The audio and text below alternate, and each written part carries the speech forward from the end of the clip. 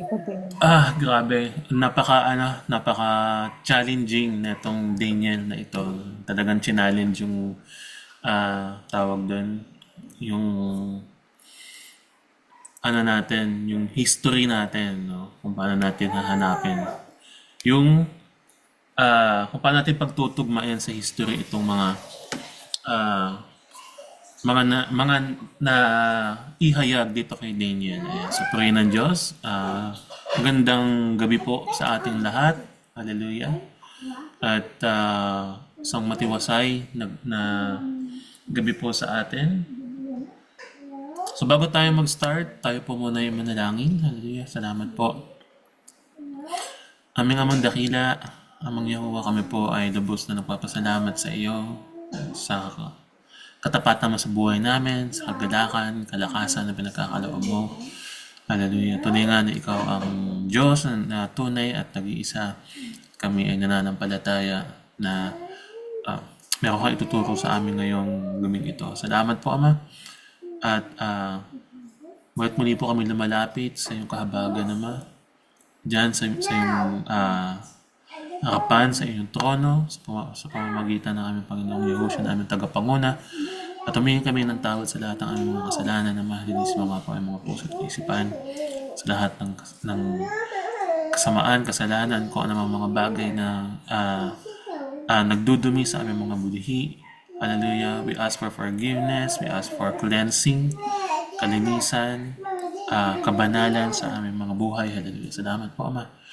At sa aming pag-aaral ngayon, hayaan mo nga na makakilos ng maayos, na kumilos ka sa aming kalagitnaan sa pamamagitan ng iyong Espiritu. Hallelujah. We ask for the Spirit of wisdom, the Spirit of uh, freedom. Hallelujah. Ruach HaKodesh, come unto us. Aba Yahuwah, nga po ang magbigay sa amin ng karunungan sa lahat ng aming mga pag-aaralan ngayon. Hindi pa namin kaya intindihin to ng kami lang, Ama. Tulungan mo po kami. At magkaroon kami ng desire sa pag-aaral ng ganito, Ama. Especially ng history ng ganito. At makita namin kung paano kumilos. Kung paano kumilos sa pamamagitan ng iyong mga propesiya. Hallelujah. Salamat po, Ama.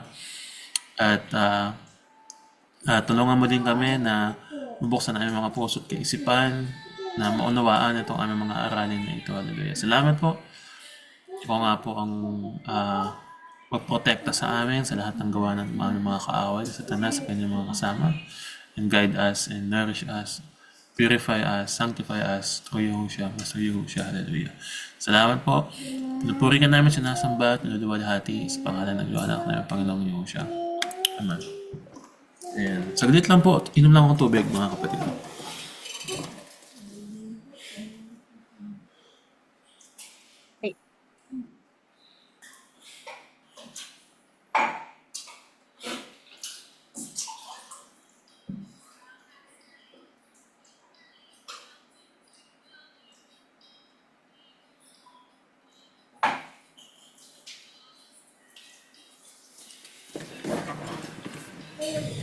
Ayan.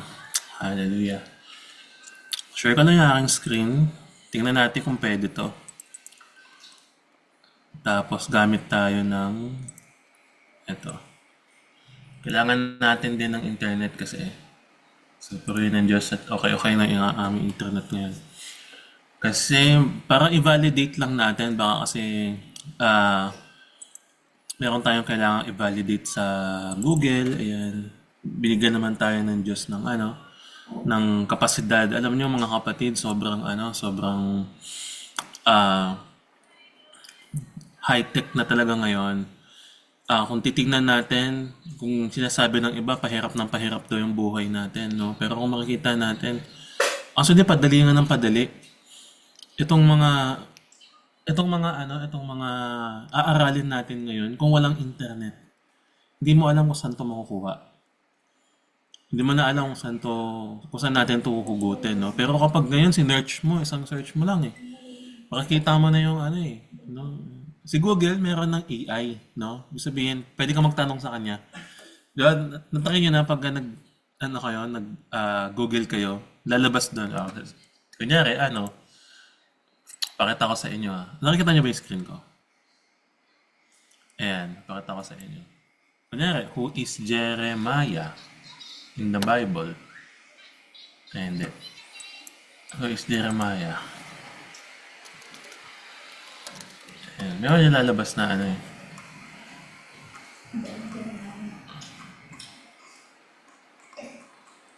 Oh, mali kasi yung ano.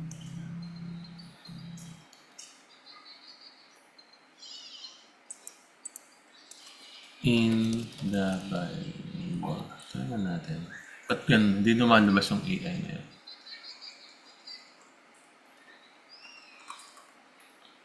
And so, minsan kasi may mga AI dyan eh, na lumalabas eh.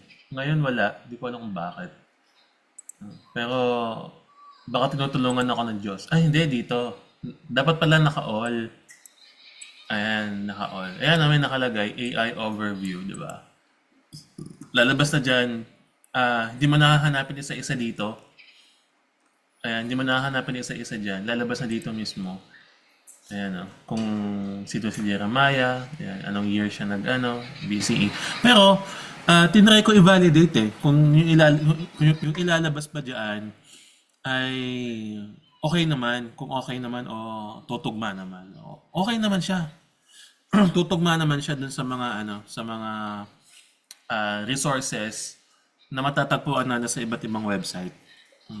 So tayo naman kasi hindi naman kagad tayo naniniwala eh. 'Di ba? Na kung ano lumabas sa internet, ito yung pinakaunang lumabas, ito na yung tama, 'di ba? Hindi naman ganoon tayo mag-search, no? Syempre meron tayong check and balance doon. Check and balance natin kung saan ba yung kung pwede ba 'yon, kung maaari ba 'yon, 'di ba? Kaya ayun. So, binibigyan tayo ng Diyos ng ng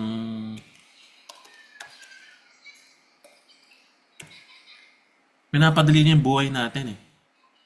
'Di ba? Kaya wala tayong madadahilan sa Diyos na hindi namin naaral 'yan. Hindi namin hindi namin natutunan 'yan, 'di ba? Kasi pinadali na niya yung buhay natin sa pamamagitan ng mga internet na ito. Ayan, 'di ba? Hallelujah. Sige. Simulan natin dito. Ayan, hallelujah. Konting overview na sa 8. Sabi dito sa 8, ito ay patungkol sa mga pangitain, sa mga barakong tupa at kambing. Ito yung inaral natin yung last time na yung mga pangitain ni Daniel. So ngayon, pupunta naman tayo sa 9. Ang panalangin naman niya, yung prayer naman ni Daniel. At tingnan natin kung ano ba yung prayer niya, tungkol saan ba, bakit siya nag-pray, no? Para siya nag-pray. Ayan. Pray ng Diyos. Sige, start tayo dito sa sa 9:1. Sabi dito, noon ay unang taon ng paghahari ni Dario sa Babylonia. Siya ay anak ni Xerxes at buhat sa lahing Medo. O tingnan nga natin dito sa magdalawa tayo. Lakihan mo daw konti yung yung Bible, parang maliit-liit.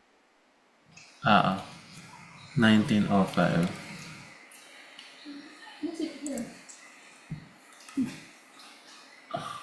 Ayan.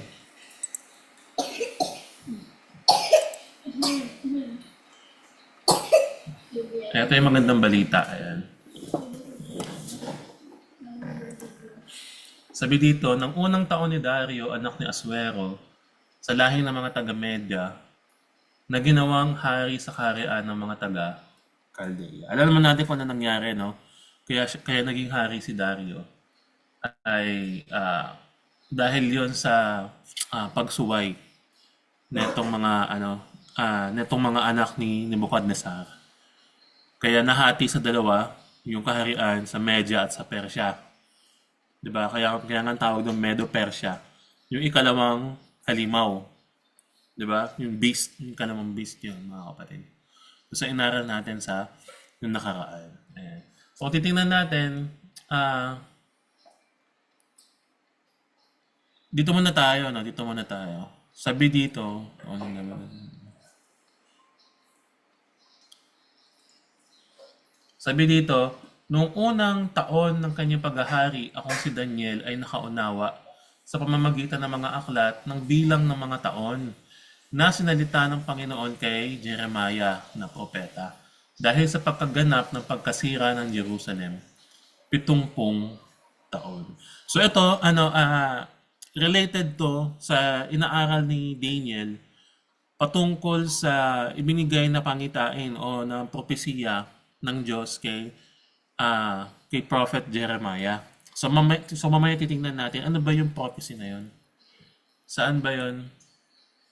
Ayan, 'di ba? Meron pang ads, 'di ba? Saan ba yung prophecy na yun? Babasahin natin mamaya sa libro ng Jeremiah. So, before natin basahin, let us first understand na palagi nating i-grasp natin na yung pangitain o yung prayer na to naganap yung unang taon ni Darius, no? Dario kasi Darius 'yan eh. King Darius the first na anak ni Asuero na taga Media, no? Diyan naganap itong prayer na ito. Okay? So kung pupuntahan natin yung Jeremiah kung saan sinasabi ni Daniel na inaaral niya ng mga aklat. Puntahan natin yung Jeremiah. Sa Jeremiah 25 verse 1 to 3. Sabi dito, ito ang pahayag na tinanggap ni Jeremiah tungkol sa mga taga-Juda noong ika-4 na taon ng paghahari ni Jehoiakim, anak ni Josias ng Juda, at unang taon naman ng paghahari ni Nebuchadnezzar sa Babylonia. So ito tawag doon, yung propesiya na ibinigay kay Jeremiah, na ibigay na kay Jeremiah unang taon pa lang ng paghahari ni Nebuchadnezzar. Ayan. Naalala nyo ba kung kailan nagsimula yung Daniel 1? Sa paghahari ni Nebuchadnezzar. Nakuha natin.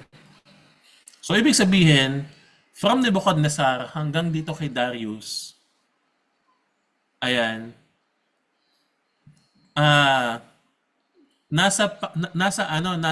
kumbaga nasa timeline ni Daniel. Nandoon si Daniel, 'di ba? Simula kay Nebuchadnezzar na ginawa siyang, 'di ba? Binigyan siya ng kapamahalaan, no? Hanggang sa mga anak-anak ni Nebuchadnezzar, hanggang kay Darius. Nakuha natin. Ayan. So, mamaya titingnan natin ano ba yung pagkakasunod-sunod ng mga bagay na yan. Ayan. So, puntahan muna natin yung nangyari na propesiya. Mababasa natin yan dito sa 11 to 12. Dito sa 11 to 12 lang naman. So, hakbang lang tayo. Siguro, enter ko na lang tong 25, no? Tapos puntahan na lang natin yung 11 to 12. Ayan. So, sabi dito, sa 11, sabi dyan, dito sa 11 tayo. Sabi dyan, madudurog ang buong lupain at walang mapapakinabangan, sabi dyan. Ang kanyang mamamayan ay aalipinin ng hari ng Babylonia sa loob ng 70 taon, sabi dyan. Pagkaraan ng 70 taon, paparusahan ko naman ang hari ng Babylonia at ang kanyang mga mamamayan dahil sa kanilang kasamaan. Ibabagsak ko ang bansang iyon at hindi na makakabangon kailanman. Ayan. So dito naibigay kay Jeremiah na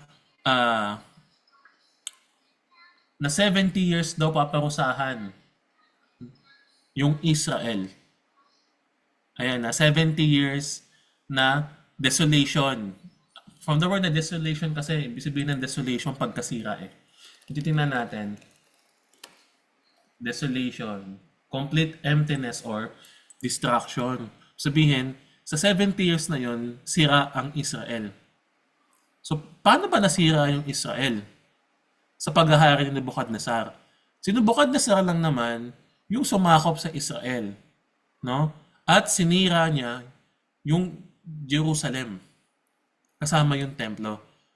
Sa pamamagitan ni Nebuchadnezzar ay nasira ang first temple na ginawa ni Solomon. Nakuha natin. Kaya siya tinawag na desolation. Kaya siya tinawag na na emptiness or destruction ng Israel. Ng Judah. Let us keep in mind lang, pag sinabing Jerusalem, hindi yan buong Israel. Nakuha natin. Ang Israel, madaming parte yan. Meron nga diyang Galilee, di ba? Galilea, di ba? Madami pang mga iba't ibang lugar. Malaki ang Israel. Ang Jerusalem, isang bahagi lamang yon ng Israel. Sa puso ng Israel, kung saan nandoon yung templo, mga kapatid. At ang mga taga doon sa Jerusalem is mostly mga Juda. Mga anak ni Juda. Bakit kaya mga anak ni Juda? Kasi nga yung mga anak ni Juda, yung pinangakuan ng Diyos na magmamana ng trono ng Israel. At dahil nandun yung templo, kasama doon yung mga Levita. At may mga iba pang mga lahi ng Israel o mga anak ni Israel o anak ni Jacob na naninirahan din doon. Pero ito ay ibinigay kasi ng lupa para sa mga taga-Juda. Kaya nga kung papansinin natin sa unang bahagi ng sinasabi ni Jeremiah. Sabi diyan, noong ika-4 na taon, ito ang pahayag na ni Jeremiah sa mga taga-Juda, bakit hindi mga taga-Israel? 'Di ba? Kasi ito ay patungkol sa destruction ng Jerusalem. Sabihin yung pagkasira ng Jerusalem. So pag ba nasira yung Jerusalem, yung mga taga-Israelita pwedeng pumunta, automatic ba pupunta sila sa ibang bansa? Hindi. Pwede silang pumunta sa ibang lugar sa Israel. Hindi lamang doon sa Jerusalem. No? Nakuha natin. Actually, meron pa nga silang hari nung panahon na yan nung nasakop sila.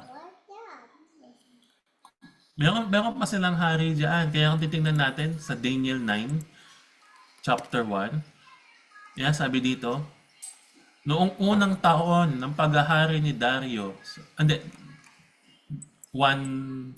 to 2, tingnan natin. No? Sabi dito, nang ikatlong taon ng paghahari ni Haring Jehoiakim,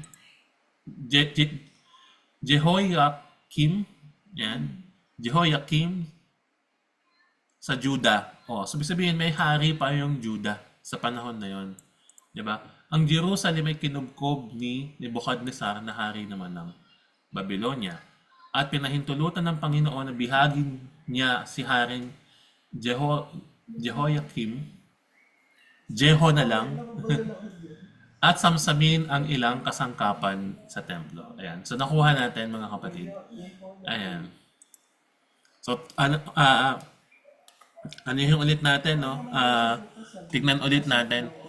Kailan ba nagsimula? Kailan ba nagsimula yung paghahari ni Nebuchadnezzar? Ayan. Search natin.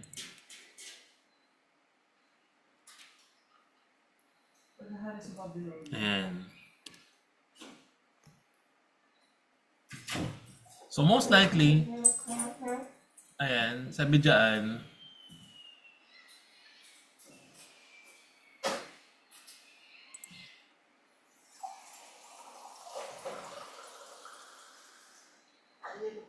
no? 562 BC. Yan. So in 562 BC, mga kapatid, ito yung unang paghahari ni Nebuchadnezzar. 562 BC. At kailan naman yung pangitain na ibinigay kay Dario? Sa unang paghahari ni Dario. Kung titingnan natin, yung unang paghahari ni Darius, reign date ay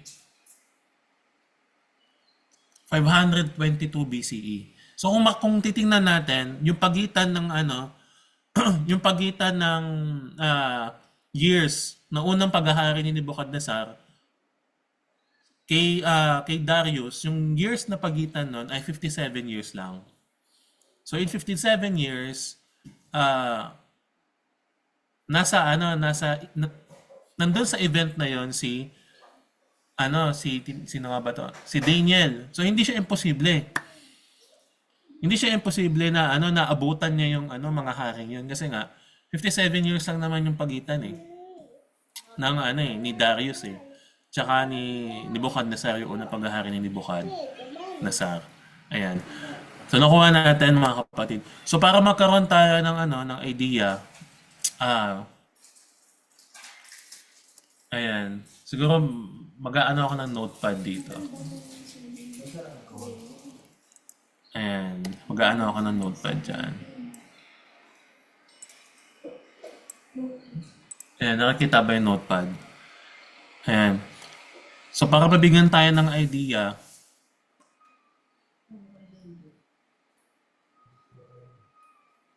ayan. Ito. Yung first temple, nasira ni Nebuchadnezzar nung... Ito, pakipakita ko sa inyo. Ayan. Yung first temple na ginawa ni ni Solomon. Nung sinakop ni Nebuchadnezzar yung Jerusalem nung 587 or 586 BC. So dito nasira yung templo ng Jerusalem. Templo ng Israel.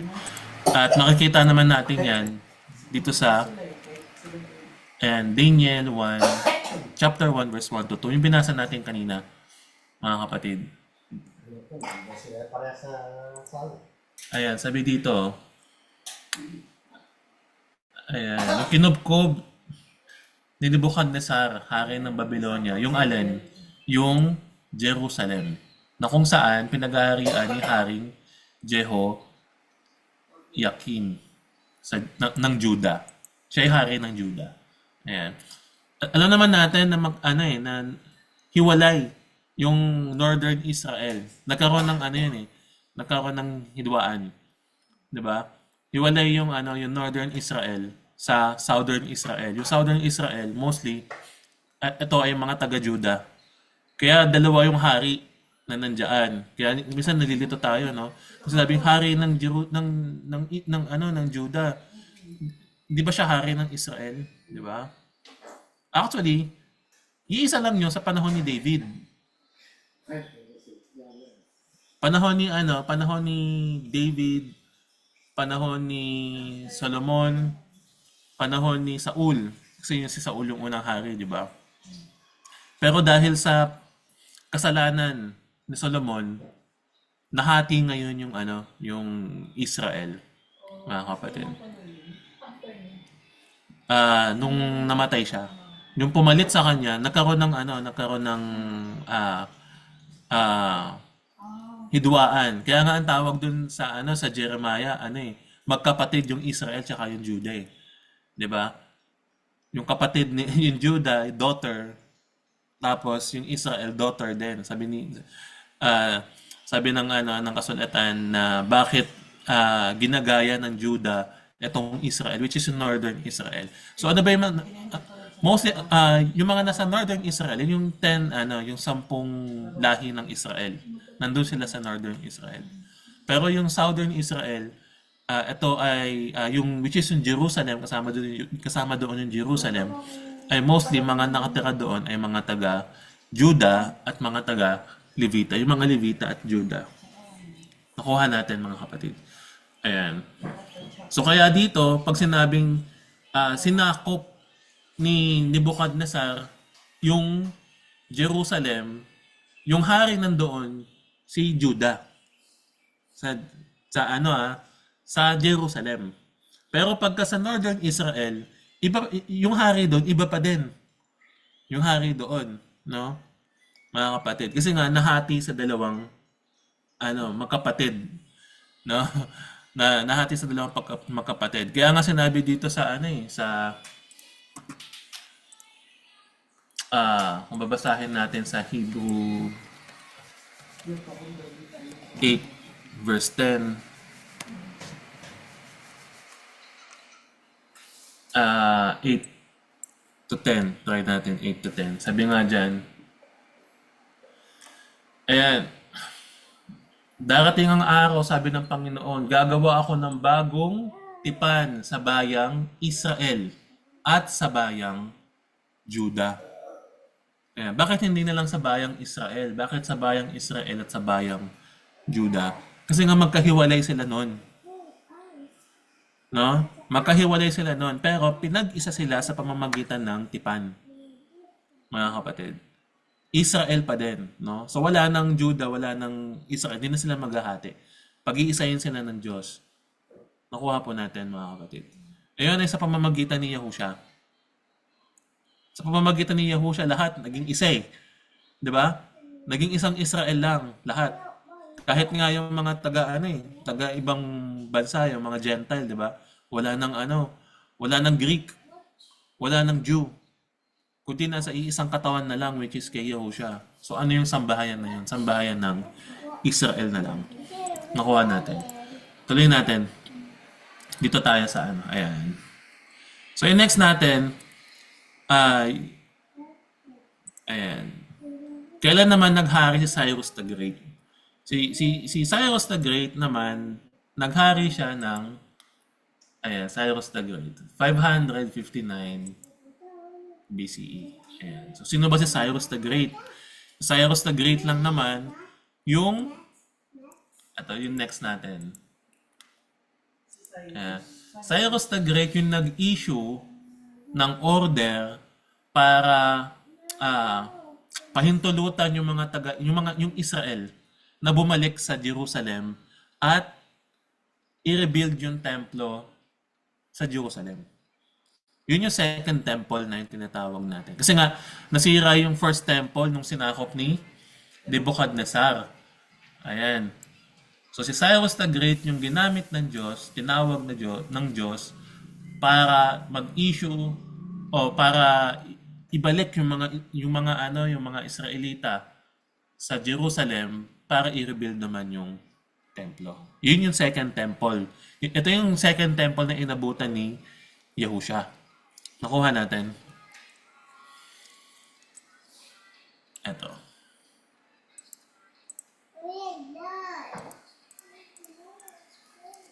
Lagyan natin number para madaling diba? Number 4. And nagsimula yung pag-rebuild sa templo ng 538 BCE. Ayan, nagsimula yan. So paano siya nagsimula? Ginamit ng Diyos sino? Si Zerubbabel. Ayan, si Zerubbabel and Joshua. Sila yung nagsimula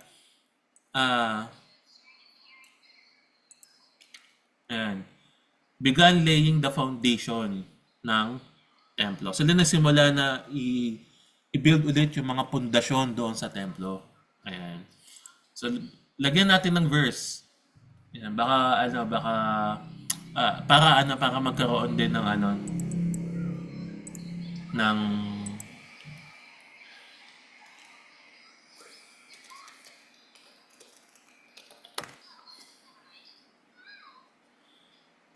ayan. Actually, sa Zechariah, sa Zechariah 1, tignan nga natin yung Zechariah 1. Alam ko sa Zechariah 1, nandyan yung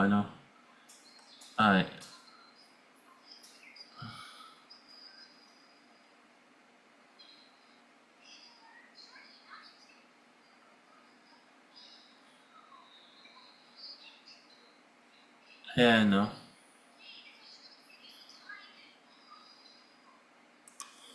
Tignan ko lang sa NKJV. Ayan.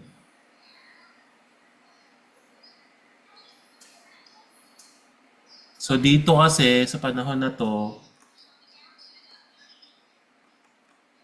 ni-rebuild yung templo eh.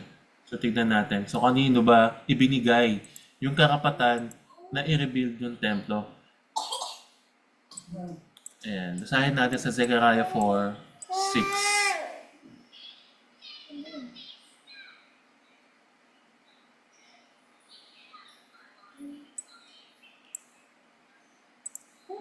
Zechariah 4. Sayan natin, Zechariah 4.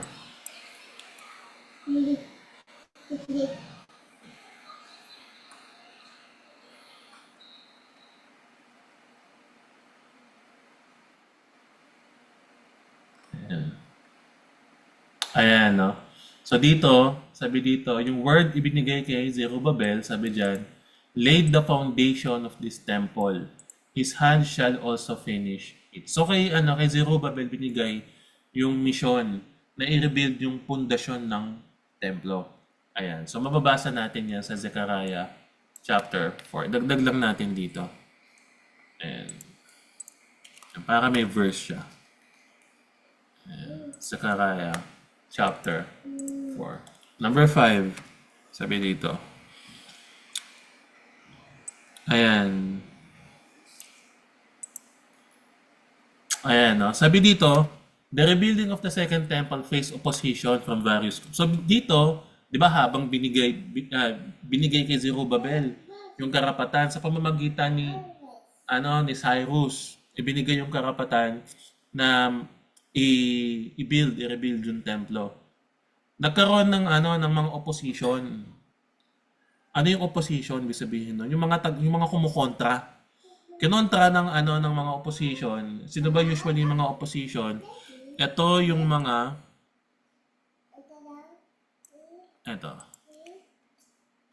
yung mga Samaritans, yung mga kaaway ng mga Hudyo o ng mga Israelita. Ayan. Yung mga Persian authorities. Ayan. Ayan yung mga balakid sa pag-rebuild ng templo, mga kapatid. So nahinto yung pag-rebuild ng templo sa panahon na 'yan. Dahil nga may tawag doon, may mga akusasyon, may mga kumukontra, may mga oposisyon, 'di ba? Ayan. So mababasa naman natin 'yan. Ayan. Rebuilding the temple. Building the second temple. Para very opposition verse. Ayan, sa Ezra 4 verse 1 to 6. Ayan. So diyan mababasa natin yung opposition, sino ba yung mga opposition na yan. Hindi ko na i-discuss, no? Basahin na lamang po ninyo. Ayan. Ezra 4 verse 1 to 6. So number 6 natin ay sa reign naman ni Darius, ito na yung 52 BCE. Ito, nag-reign na si Darius, di ba? So ibig sabihin, mga kapatid, no? Si Cyrus ay si Darius ay parang successor ni Cyrus the Great. Si Cyrus muna bago si Darius. So kay Cyrus, binalik yung mga Israelita doon sa Jerusalem para mag-rebuild ng templo, 'di ba? Pero hindi natapos sa panahon ni Cyrus kasi nga may mga opposition. May mga nagrereklamo. So nahinto yung pagpapagawa sa templo. Pero inabutan nito ni Darius Darius the First nung nag-reign siya noong 522 BCE. Ito na yung Daniel 9. Ito na yung Daniel chapter na yung panahon na ni Darius. Ayan. After 2 years, ayan, number 7. After 2 years, ayan, nag-resume na yung pag-rebuild ng templo. So pinagpatuloy na yung pag-rebuild ng templo after ng 2 taon na panunungkulan ni Darius. Ayan.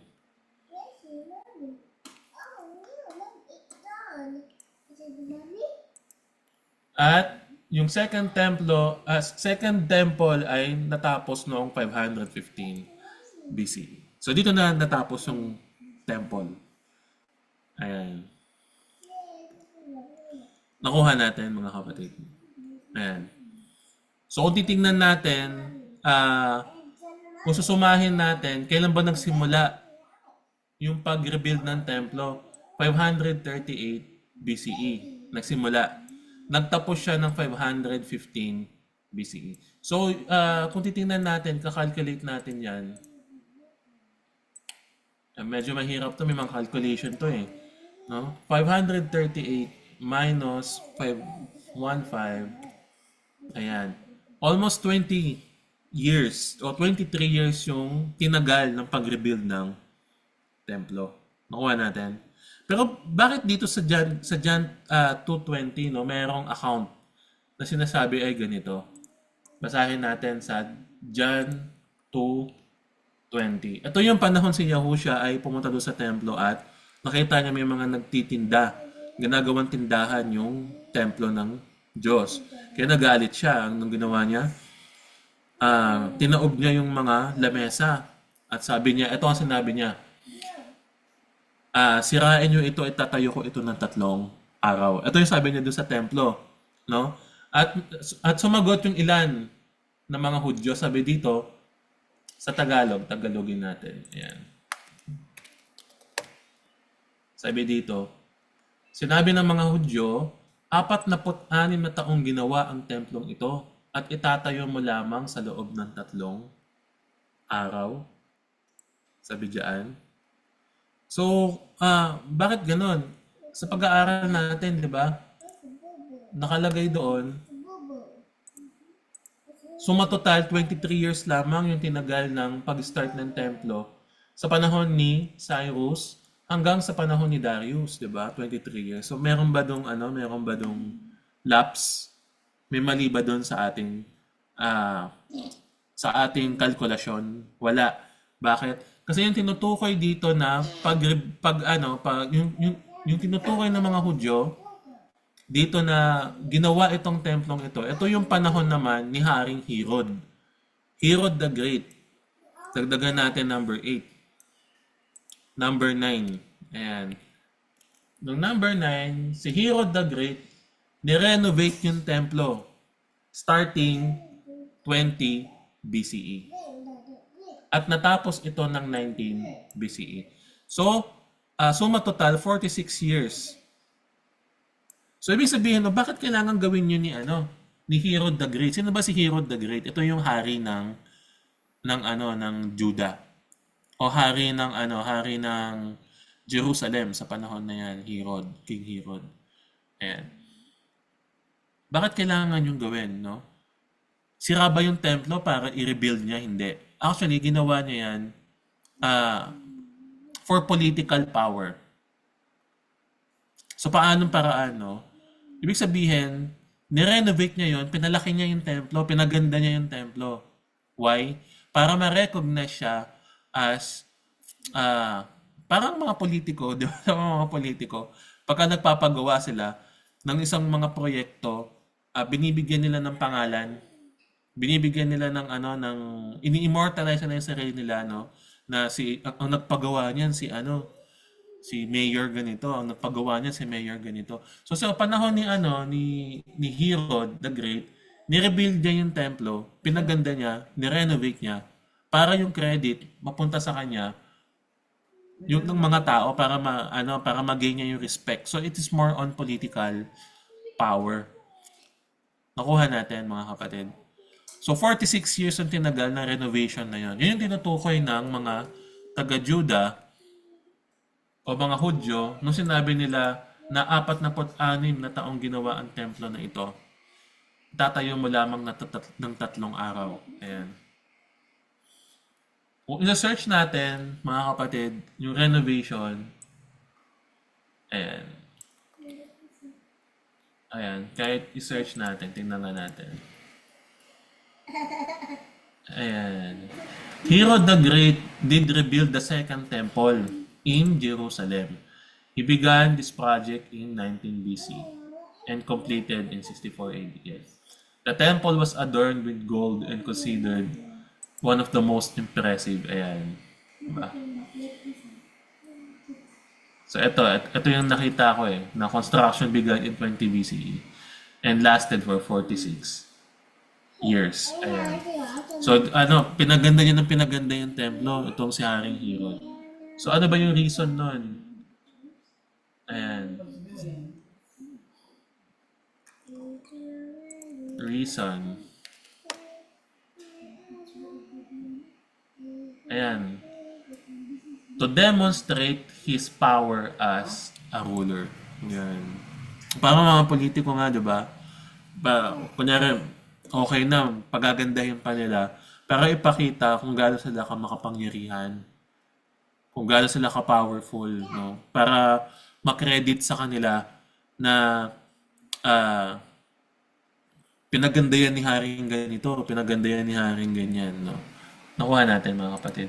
So yung yung one of the reason is for political gain. Ayan.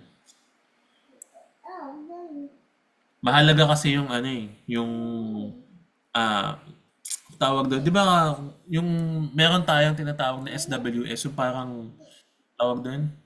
Ang tawag doon sa na yan? Yung parang poll na kamusta yung parang yung kinukuha yung ng masa, yung tiwala, yung trust rating, di ba? Kaya yung presidente, yung trust rating niya 77%, ganyan.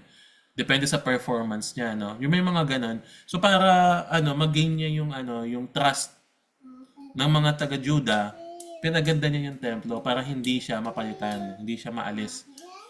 Hindi maalis sa kanya yung kapangyarihan, no? So self-gain na itong ginawa niya. Ayan. And lastly, mga kapatid, ayan. So pinaganda ng pinaganda yung templo, and lastly, ang nangyari 70 CE or AD, yung second temple ay nasira ng mga Romano. Ayan. So nakuha natin yung history.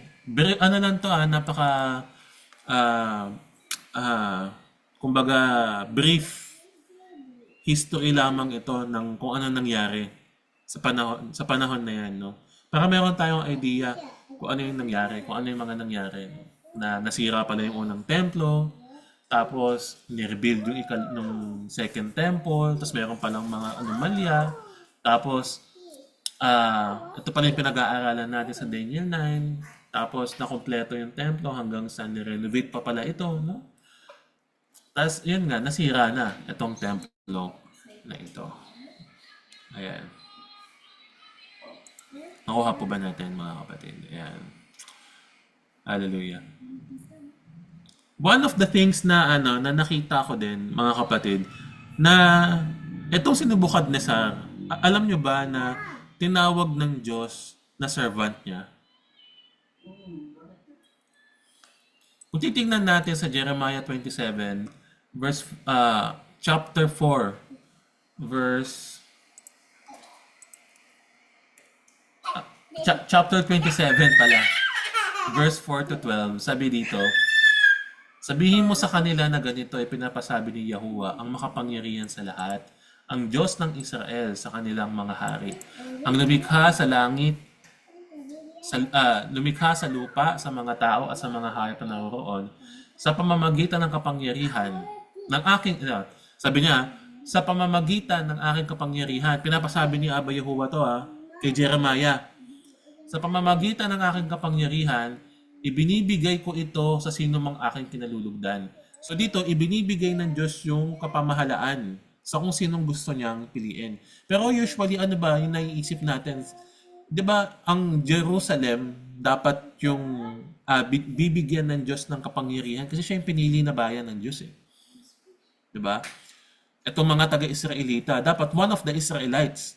And kung titingnan natin, dapat it's sa lahi ni Judah, yung pagbibigyan niya ng ng kapangyarihan na yan. Actually, kung titingnan natin sa sa history, madaming mga tinatawag na King of Kings. Pag sinabi natin King of Kings, hari ng mga hari sa lupa. Ibig sabihin, sila yung may pinakamataas na authority, na power sa panahon nila, mga kapatid. At itong si Nebuchadnezzar ay isa sa mga tinatawag na King of Kings. Kung titingnan natin,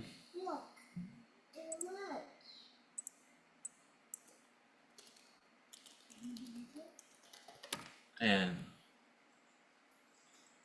Sa Daniel 2, verse 37, sabi dito. Ayan.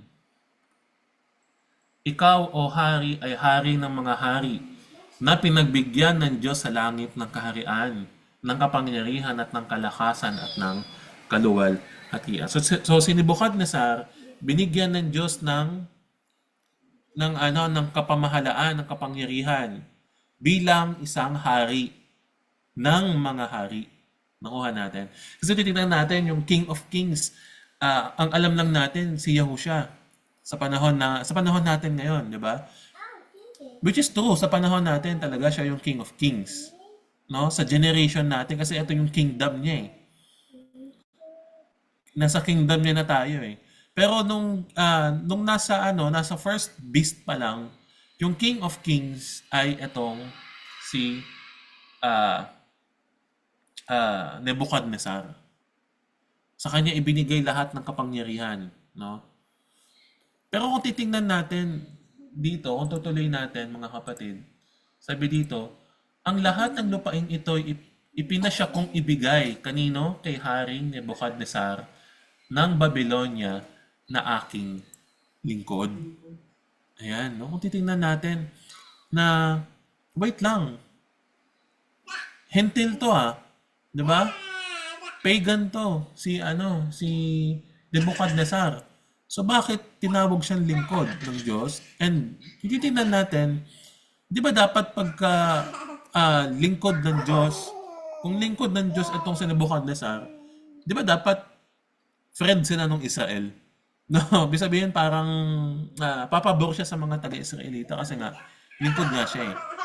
Nakuha natin. Pero hindi kasi ganoon yung nangyari, mga kapatid.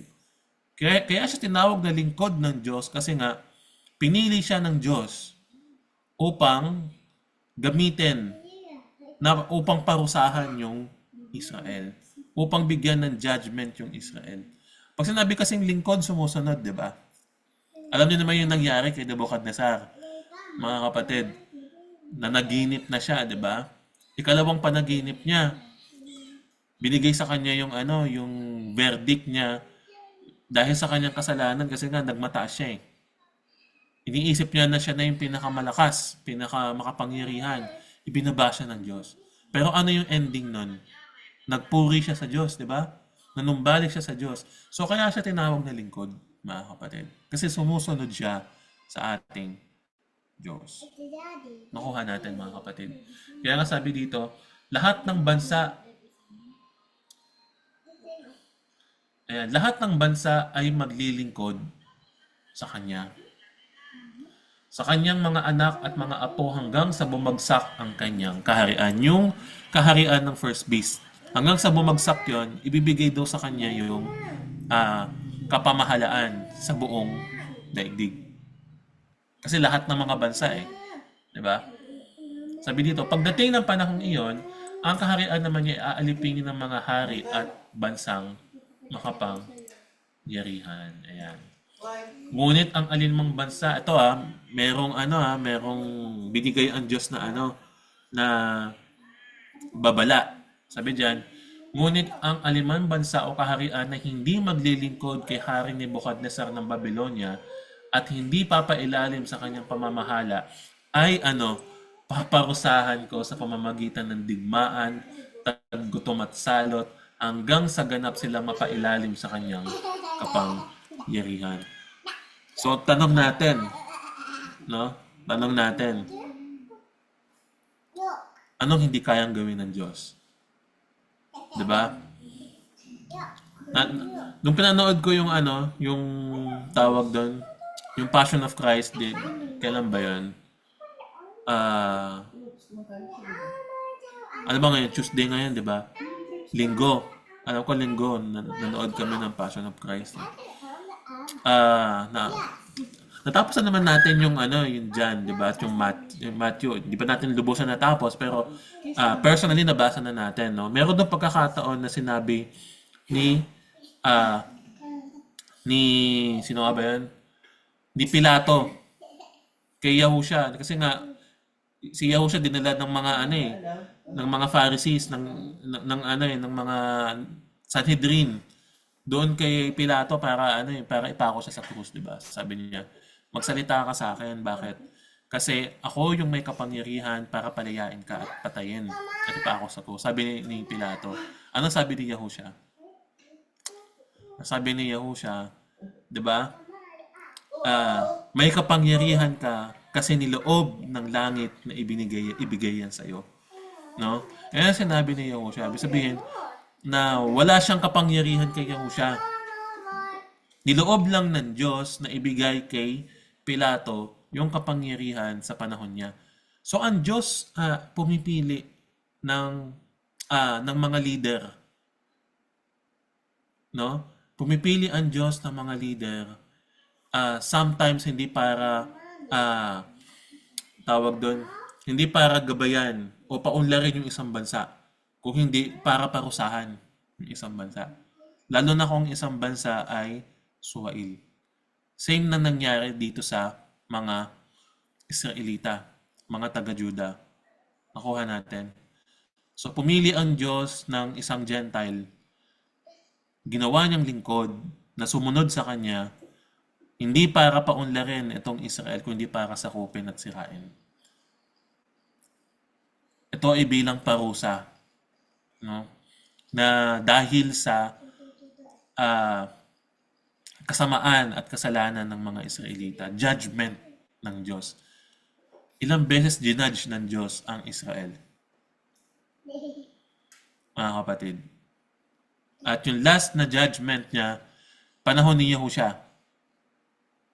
Panahon ni Yahusha, pinrophesy ni Yahusha kung paano masisira ulit yung templo, di ba? Mga kapatid. Nakuha natin. Ayan. So, pagka ang Diyos, siya tawag doon, wala na ditong free will. Why? Kasi kapag sumuway ka, hindi ka sumunod kay Nebukadnezar, yung mga, tawag doon, yung taggutom, salot, digmaan, ay mangyayari sa iyo para mapailalim ka sa Kanya. Mga kapatid, nakuha ba natin? So, ganun yung nangyari, no? Kaya pala siya tinawag na, tawag doon, kaya pala siya tinawag na, tawag doon, lingkod. Yan. Kasi maglilingkod siya sa Diyos. Yan. Para tulungan ng Diyos na tuparin ang kanyang hatol sa Israel. Kaya nga kung titingnan natin, mga kapatid, yung mga sobrang prideful ng mga Israelita ng mga taga-Jerusalem din. Mga taga-Judah, why? Kasi iniisip nila na ang Diyos namin palaging kampi sa amin. Ang Diyos namin na si Yahuwah palaging kampi sa amin, hindi kami pababayaan, no? Kahit na gumawa kami ng kasamaan, mahabagin siya, hindi kami paparusahan. Kaya every time, alam nyo ba na may pinapadalang propeta doon, anong ginagawa nila? Nire-rebuke nila yung propeta. Kung babasahin natin, no, sa panahon ni Jeremiah, sa Jeremiah 26 verse 10 to 15, ayan, sabi dito, nang mabalitaan ito ng mga pinuno sa Juda, kasi si Jeremiah, pumunta siya doon sa mga priest, sa mga pari at sa mga tagapaglingkod doon sa templo at mga propeta, para i-rebuke sila, para sawayin sila na tumalikod na kayo sa kasalanan. Kung hindi, ay sisirain ng Diyos yung templo. Parang ganun. Paparusahan kayo ng Diyos, no? So kung dito, sabi dito, sila'y madaling nagtungo sa templo mula sa palasyo at naupo sa kanilang mga upuan sa may pagpasok sa pintuan ng templo. Pagkatapos sinabi ng mga pari at ng mga propeta sa mga pinuno at sa buong bayan, dapat lang na mamatay ang taong ito. Sino? Si Jeremiah daw. Dapat daw siyang mamatay. Bakit kaya? Sapagkat nagpahayag siya laban sa lungsod, gaya ng narinig ninyo. Nakita niyo yung isip ng mga pari at ng mga propeta. Propeta na yan, ha? Propeta yung tawag nila sa kanila, no? Pero yung nagpadala ang Diyos ng tunay na prophet, which is si Jeremiah, 'di ba? Eh kung totoong mga propeta to, edi sana iisa sila ng ng sinasabi, di ba? Pero hindi. Sabihin ito, mga huwad na propeta ito, mga kapatid. Mga hindi sinugo ng Diyos. Si Jeremiah sinugo ng Diyos eh. Pero si Jeremiah kasi, nung pumunta siya doon, hindi niya kinonsinte yung mga ginagawa ng mga pari, yung mga ginagawa ng mga taga doon, no? Kundi ni-rebuke niya, no? Sabi dito, sinabi naman ni Jeremiah sa mga pinuno at mga taong naroon. Sabi dito sinugo ako ni Yahuwah upang magpahayag laban sa templong ito at laban sa lungsod. Gaya ng narinig ninyo. Kaya nga, ano na sabi niya? Magbago na kayo ng pamumuhay at mga gawain at sundin ninyo ang utos ni Yahuwah na inyong Diyos. Sa gayon, magbabago siya ng isip at hindi na itutuloy ang parusang inilaan laban sa inyo. So, tignan nyo mga kapatid. Di ba? Ibig sabihin, kung sumunod lamang itong mga iba yung history natin ngayon. Di ba? So, ito, tawag doon, iniisip ng mga pagka-against sa atin, hindi yan galing sa Diyos. No? Isipin mo, sisirain yung lungsod. Lungsod doon ng Diyos, tapos sisirain niya, hindi pwede mangyari yun. Hindi mangyayari yun. So, itong nagsasabi na ito, dapat tong patayin. Bakit? Kasi, sinungaling ito, mga kapatid. Yun ang nasa isip ng mga pare, no? Pero hindi pala ganoon, mga kapatid. Ito palang Diyos na kanilang sinasamba, hindi pala panig sa kanila, kung hindi against pala sa kanila. Nakuha natin mga kapatid? Nakuha ba natin yung ibig natin sabihin? Kaya nga sabi dito, ako ay nasa ilalim ng kapangyarihan ninyo. Maaari ninyong gawin ang anumang iniisip ninyong matuwid at makaturungan. Sabihin, handa siyang mamatay kung sa tingin nila. Kung parusahan man siya, no? Okay lang. Sabi dito, ngunit ito ang inyong tandaan. Kapag ako'y pinatay ninyo, pumatay kayo ng taong walang kasalanan. So parang parang same thing, parang nakita ko parang nangyari na to Parang paulit-ulit na lang na nangyayari to 'Di ba? Sabi dito, pati sa lahat ng naninirahan dito, sapagkat alam ninyong sinugo ako ni Yahuwah upang sabihin sa inyo ang mga bagay na ito. So paano ko nasabing parang paulit-ulit na nangyayari ito? Basahin nga natin sinabi ni Yahushua dito sa Mateo 23 verse 37 to 39. Sabi dito, Jerusalem, Jerusalem, pinapatay mo ang mga propeta at binabato ang mga isinugo sa iyo. Tingnan mo. Diba? Sabi diyan, ilang ulit kong sinikap na kupkupin ang iyong mga anak, kung paano tinitipon ng isang inahin ang kanyang mga sisiw sa ilalim ng kanyang mga pakpak, ngunit ayaw ninyo, kaya't ang inyong templo ay iiwang lubusang pinabayaan. Sinasabi ko sa inyo, hindi na ninyo makikita hanggang dumating ang oras sa sabihin ninyo, pinagpala ang dumarating sa pangalan ng Panginoon. Every time na nagpapadala ang Diyos ng propeta, anong ginagawa ng mga taga-Jerusalem? Nire-reject nila. Kundi sana kung nire-reject lang nila dumadating pa sa point na kanilang pinapatay. Mga kapatid. Kaya nga nung dito sa verse na ito, same verse lang, same chapter lang din, sabi niya dito, mga kapatid. Ayan, sa 35. Basahin ko na lang, Kaya nga magsusugo ako sa inyo ng mga propeta, ang mga matatalinong tao at mga tagapagturo. Papatayin ninyo ang ilan sa kanila, at ang iba ipapako sa krus, at ang iba hahagupitin ninyo sa inyong mga sinagoga at uusigin sa mga bayan-bayan. Kaya nga paparusahan kayo dahil sa pagkamatay ng lahat ng mga taong pinatay na walang sala. Magmula kay Abel hanggang kay Zacarias na anak ni Barakias. Pitas lang ninyo si Zacarias sa pagitan ng templo at ang damba ng sunugan ng mga handog. Tandaan ninyo, ang parusa ng lahat ng mga pagpatay na iyon ay babagsak sa saling lahing ito. So sabi na doon na yung parusa mula noon sa panahon ni Abel hanggang sa panahon ni Zacarias na propeta, babagsak daw sa salin lahi. Nino?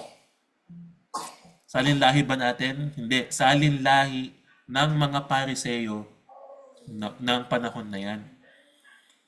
mga kapatid. Naranasan ba nila? Yes. Kasi in their generation, nasira yung templo. At hindi na muli naibalik pa. Hindi na ulit na-rebuild pa yung templo, mga kapatid. 70 AD. Napag-aralan naman natin, no, mga kapatid. Nakuha po natin. Ayan. And, alam naman natin si Yahushua ay prophet din. Propeta din siya. Kasi nasasalita siya ng mga bagay sa hinaharap eh, mga kapatid. Actually, ah sabi dito, sabi niya dito sa Matthew 24 verse 2, ayan, sinabi niya sa kanila, nakikita ba ninyo ang gusaling iyan? Amen dyan. Tandaan ninyo, darating ang araw na wala riyang matitirang bato sa ibabaw ng isa pang bato. Lahat ay iguguho. Kung titingnan natin, mga kapatid, si Yahushua, pinadala ng Diyos. No? Sa Jerusalem, sa Israelita. 'Di ba? Kasi yung mga Israelita ililigtas niya eh. Para ba konsintihin sila? Hindi. Kung hindi para alin, i-rebuke sila. Kaya nga galit na galit yung mga Pharisee. Diba? Mula noon, ayaw talaga nila ng pagtutuwid galing sa Diyos. Iniisip nila na lahat ng nasa isip nila, dahil sila ay pinili ng Diyos, is galing lahat yun sa Diyos. No? Ibig sabihin, lahat ng desisyon nila, kahit na magdagdag sila ng tradisyon, o kahit magbawas sila ng tradisyon, okay lang kasi binigay naman sa kanila yung kapangyarihan. Akala nila na ganun tatanggapin yun ng Diyos at kakampihan sila ng Diyos. No? Kasi yung nasa isip nila pag dumating yung Mesaya, matatapos na lahat ng paghihirap natin, hindi na tayo papasakop sa mga taga-Romano, ililigtas na tayo. No? Kaya ngayong isip nila, pag dumating yung Mesaya, si Yahushua, parang si Haring Cyrus, no? The Great.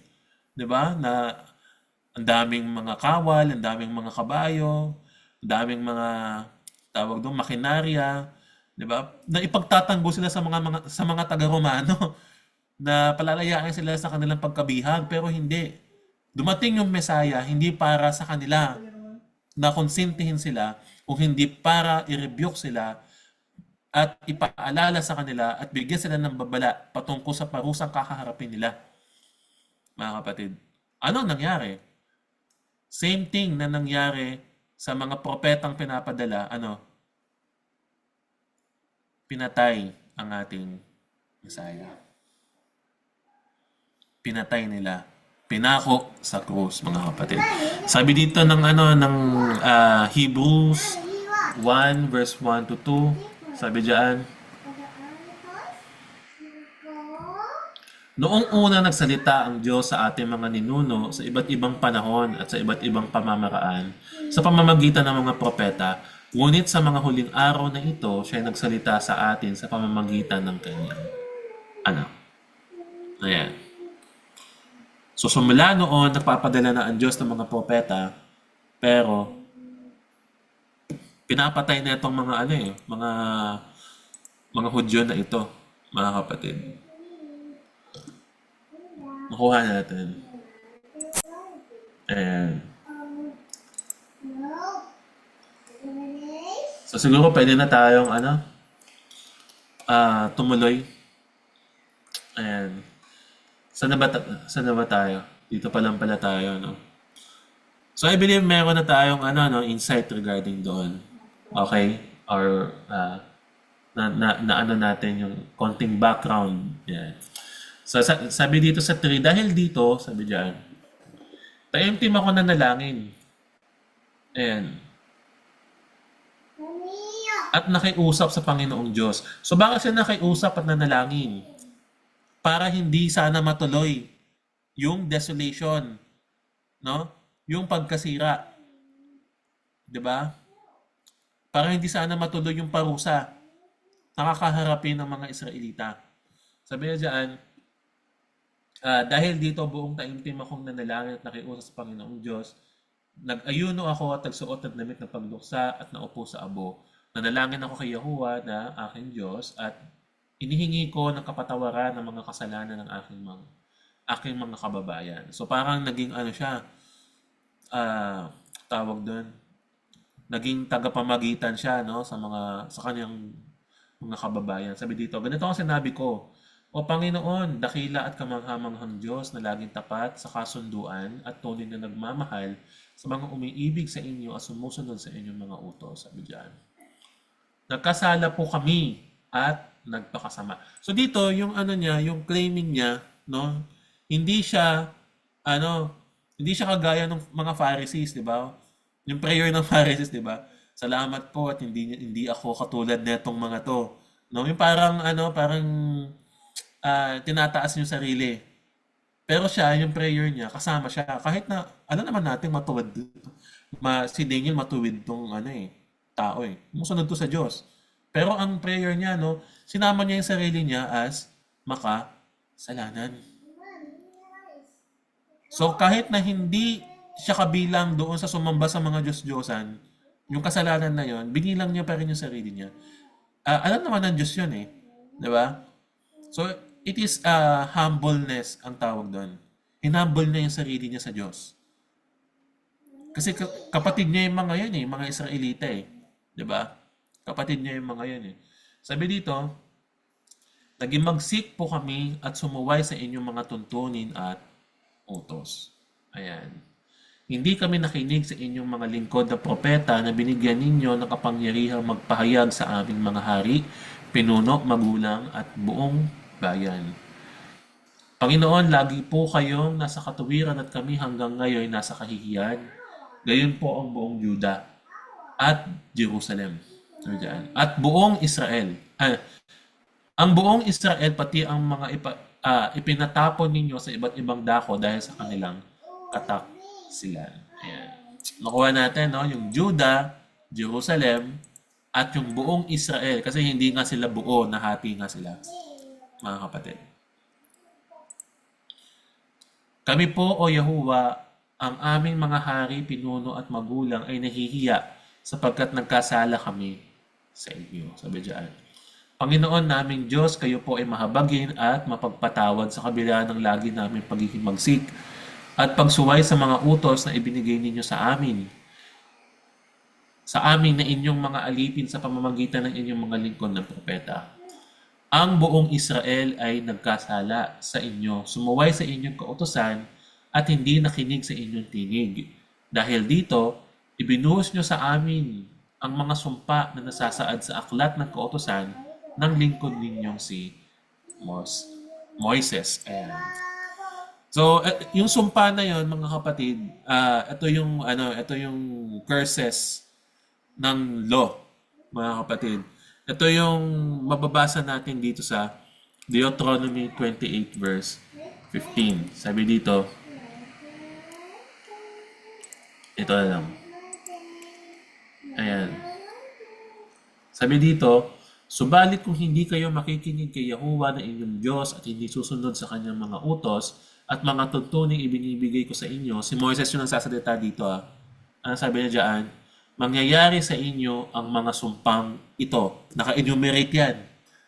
Hindi na natin babasahin kasi napakahaba ng mga sumpa na yon. No? Pero kung gusto nyo basahin, pwede naman. Simulan nyo lang dito sa 16. Sa 16 nyo simulan. Ayan, 16. Susumpain niya kayo, inyong mga lungsod, ang inyong mga bukid, susumpain ng imbakan. So, ang dami niyan. Ang dami niya lahat naka-enumerate yan. Lahat yan ay mga sumpa. At lahat yan, yun yung tinutukoy ni Daniel na sinabi niyang dito na dahil daw sa pagsuway nila sa kautusan ay lahat daw ng sumpa ibinuhos daw sa kanila. Mga kapatid. Actually, yung sumpa na yon ay kasama na doon yung sumpa na kasama na tayo doon sa panahon natin. No, hindi na sa panahon nila. Kahit sa panahon natin, mga kapatid. Kaya nga sinabi dito sa Galatia 3 verse 13. Ayan. Sabi dito sa Galatians 3 verse 13. Tinubos tayo ni Kristo mula sa sumpa ng kautusan nang siya ay isinumpa para sa atin sapagkat nasusulat, isinumpa ang bawat binibitay sa punong kahoy. So kailan naputol yung sumpa? Sa panahon ni Yahusha. Si Yahusha yung pumutol ng sumpa na napakatagal ng inalipin ang Israel, mga kapatid. Di ba? So ngayon, yung mga Israelita, hindi na sila mga bihag. Tayo ay malaya. Malaya tayo. At tayo bahagi ng kingdom. Hindi ng kingdom ng mundong ito, kundi ng kingdom ng ating Panginoong Yahusha. Siya yung ating hari at ating Panginoon. Nakuha natin, mga kapatid. So, tinubos tayo mula sa sumpa. Tinanggal niya yung sumpa sa atin, mga kapatid. Same thing, no? Sa mga taga-Israelita, lahat na nanampalataya kay Yahusha, tinubos niya sa sumpa ng unang tipan. Hindi naman natin inabot yung unang tipan, di ba? Pero, yung sumpa ng kautusan, nararanasan pa rin natin, mga kapatid. Pero naputol nun, yun, nung nakilala natin ang ating Panginoon.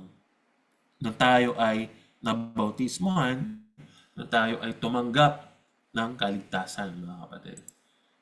Kaya nga, nag-aano na tayo, di ba? Napapass over na nga tayo kasi bahagi na tayo ng sambahayan ng Diyos. Nakuha natin. Kaya nga, dito sa Colossians 2:14, dito medyo nalito sila Dito na yung mga churches na dito, sabi dito, pinawalang bisa lahat ng naisulat na alituntunin laban sa atin, pati ang mga pananagutang kaugnay nito. Pinawi niya ang lahat ng ito nang ipako siya sa krus. Yung nasa isip ng iba, yung pinako sa krus, yung kautusan, kaya wala nang kautusan. Pero hindi yung kautusan yung pinako sa krus. Ano yung pinako sa krus? Yung mga alituntunin laban sa atin. Ano ba yung mga alituntunin laban sa atin? Yung ating mga kasalanan. Siyempre, pag nagkasala ka, may mga kaso ka, di ba? Kaya sa Pilipinas, no?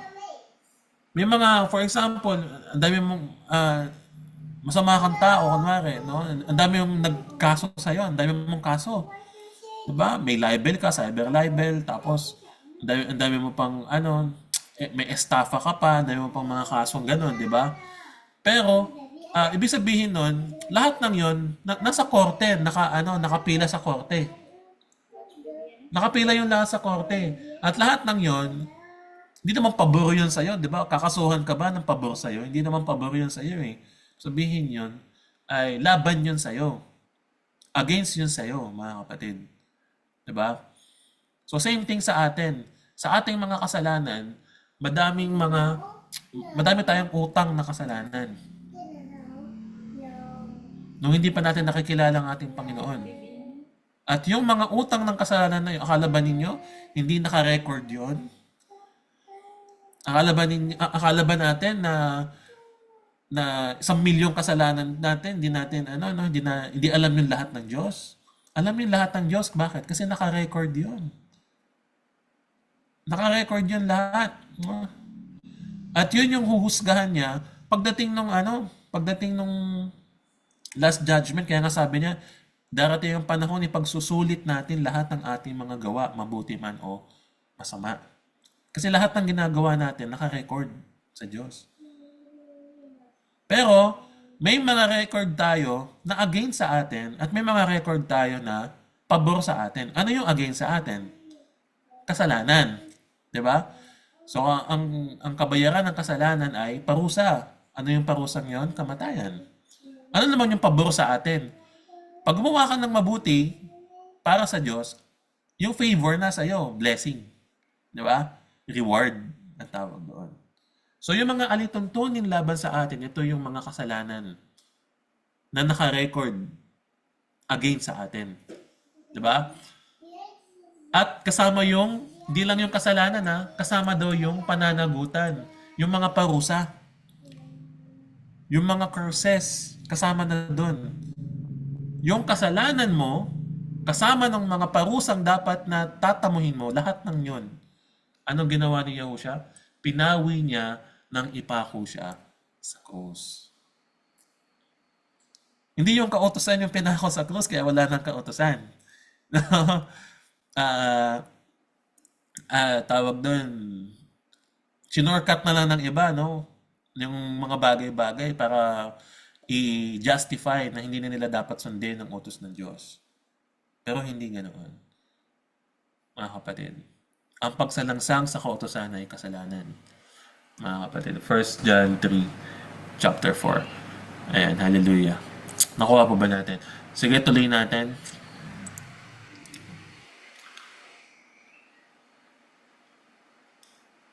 Ayan. Tulad na nasusulat sa kautusan ni Moises, naranasan namin ang kapahamakang ito.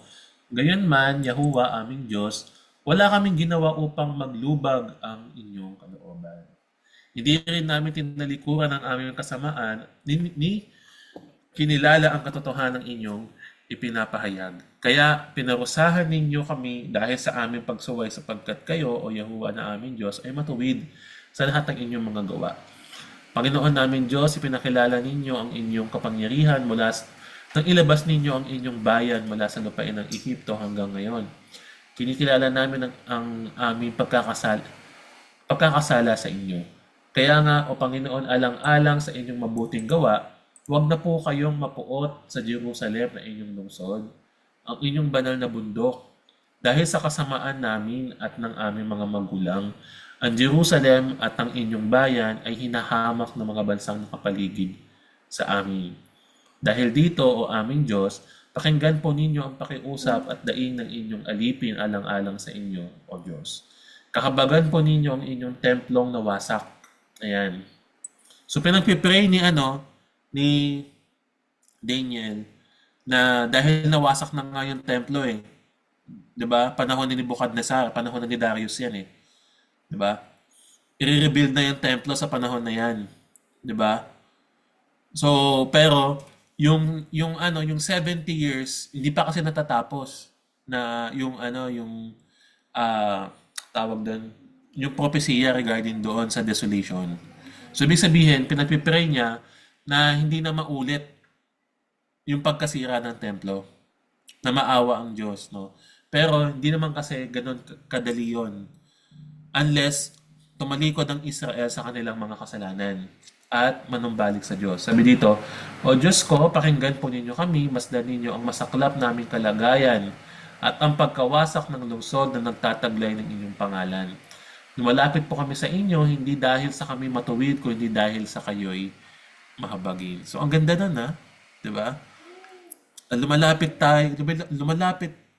tayo sa Diyos, hindi dahil sa matuwid tayo, o hindi dahil mahabagin ng Diyos sa atin. So, ang ganda ng prayer niya. Kaya, pa lang mamaya tingnan natin. Digin po ninyo kami, O Panginoon, patawarin po ninyo kami, O Panginoon, kabagan po ninyo kami, O Panginoon, alang-alang sa inyo, aking Diyos, huwag na po kayong mag-atubili, yamang ang inyong lungsod at inyong sambahayan, at ang inyong sambayanan ay nakatatag sa ibabaw ng inyong pangyarihan. So yung lungsod at kanyang sambayanan ay walang iba kundi yung Israel. Ayan. So habang nagpe-pray siya, sabi dito, habang daw nagpe-pray siya, pinahayag daw ni Daniel, ni Gabriel, yan, ang sagot sa kanyang panalangin. Sabi dito, habang ako'y nananalangin, ipinahayag ko ang aking kasalanan at ang kasalanan ng bayan kong Israel, nakikiusap ako kay Yahuwa, aking Diyos, alang-alang sa banal na bundok ng aking Diyos. Ang anghel sa Gabriel na nakita ko sa aking unang pangitain ay mabilis na lumipad palapit sa akin sa oras ng paghahandog sa gabi. Yung paghahandog sa gabi, ito ay alas 6 ng gabi. Evening, tawag dyan, evening sacrifice. Sinabi niya, Daniel, naparito ako upang bigyan ka ng karunungan at pangunawa. Sa simula pa lamang ng iyong pakikiusap ay tinugon ka na ng Diyos. Ayan, no? So, ganun ka, highly favored. Sabi niya, labis kanyang minamahal. Naparito ako para sabihin sa iyo ang kanyang tugon. Kaya makinig ka upang maunawaan mo ang pangitain. Ayan. So before, simula pa lang ng prayer niya, meron na palang sagot ng Diyos sa kanya. Ayan. So nag-travel pa si Gabriel, hanggang sa evening, inabot pa siya ng evening. Di ba? Sabi dito, 70 linggo ang panahong palugit sa inyong sambahayan at banal na lungsod upang tigilan ang pagsuway, wakasan ng kasamaan, at pagbayaran ang kasalanan. Pagkatapos maghahari ang walang hanggang katarungan, magaganap ang kahulugan ng pangitain at pahayag. Itatalaga na rin ang banalan. Ayan. So dito nagbigay ng ah, ng numbers itong si Gabriel. Ang binigay niya na numbers ay 70 weeks o 70 linggo. 70 weeks 'yan. Diba? Pero itong weeks na to, hindi naman talaga 2 weeks, mga kapatid. Hindi ito weeks. Ito ay tumutukoy sa mga taon. So paano natin nasabi? Alam nyo ba na pagdating sa mga propesiya, ang Diyos ay nagbibigay ng prophecy na ang isang araw ay equivalent niya ay isang taon. Ayan ano to tawag doon. Bibigyan ko kayo ng example. Bigyan natin example dito kay sa Numbers. Numbers 14 verse 34. And patungkol sa mga prophecy ito. Sabi dito, ang 40 araw ay pinagmanman ninyo sa lupaing iyon ay tutumbasan ko ng 40 taon ng pagpapahirap upang madama ninyo ang aking puot sa loob ng panahong iyan. So when it comes to judgment, pag i-judge ng Diyos ang isang bayan o ang isang grupo ng tao o lungsod, nagbibigay siya ng araw na palugit. Pero ang Diyos natin mahabagin. Bakit? Kasi hindi lang naman talaga tumutukoy yun sa isang araw, kundi tumutukoy yon sa taon. For example dito, ang pinag-uusapan dito 40 araw. Pero tinutumbasan ng Diyos niya ng 40 taon na parusa at pagpapahirap. So yung 1 day equivalent sa 1 year. So titignan natin sa Ezekiel chapter 4 verse 5 to 6. Sabi dito, sa loob ng 390 na araw, mananatili ka sa ganoong ayos. Sabi dito ang sabi niya diyan, basahin natin. Bawat araw ay katumbas ng isang taon. Ayan. So ito ang tinutukoy dito kay Ezekiel. Si Ezekiel binigyan ng pangitain patungkol sa pagkasira ng unang templo. Si Ezekiel, first temple pa lang siya 'Di ba? Yung judgment ng Diyos sa first temple. Kaya nangyari ba 'yon? Yes, nangyari 'yon. Kasi nga sinakop ni Nebuchadnezzar yung templo. Kaya nasira yung templo. Nakuha natin. Kaya ang Ezekiel papunta kay Daniel, magkasunod yan Magkasunod yan. Kasi si Ezekiel, yung first temple sa kanya. Si Daniel, yung second temple naman. Nakuha natin. Kaya sabi dito, pagkatapos bumalik ka sa kanan, dalhin mo kaparusahan ng Juda sa loob ng 40 araw. Bawat araw ay katumbas ng isang taon. So kapag ka magpaparusa ang Diyos, tandaan natin, pag nagsabi ang Diyos na araw, katumbas nun ay isang taon. Kaya paano pag sinabi ng Diyos na isang linggo, ilan yung katumbas nun?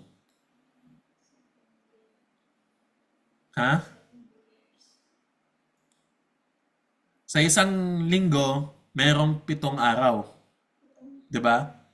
So, ang equivalent ng isang linggo ay 7 taon.